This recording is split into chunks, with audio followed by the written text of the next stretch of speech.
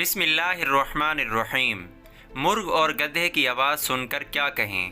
دوستوں، آپ سے گزارش ہے ویڈیو کو اینڈ تک لازمی دیکھیے گا، انشاءاللہ اس حدیث سے آپ کو بہت زیادہ فائدہ ہونے والا ہے۔ آپ سے گزارش ہے چینل کو لازمی سبسکرائب کر لیں، آپ کا شکریہ۔ حضرت ابو ہریرہ رضی اللہ عنہ سے مروی ہے کہ نبی صلی اللہ علیہ وسلم نے فرمایا، جب رات کے وقت تم مرغ کی آواز سنو تو اللہ سے اس کے فضل کا سوال کرو اور اس کی طرف رغبت کرو، کیونکہ اس نے فرشتہ دیکھا ہے۔ اور جب تم رات کے وقت گدھے کی آواز سنو تو شیطان کے شر سے اللہ کی پناہ طلب کرو، کیونکہ اس نے شیطان دیکھا ہے۔ دوستوں، کتنی پیاری حدیث ہے۔ امید کرتا ہوں اس حدیث سے ہم سب کو بہت زیادہ فائدہ ہوگا۔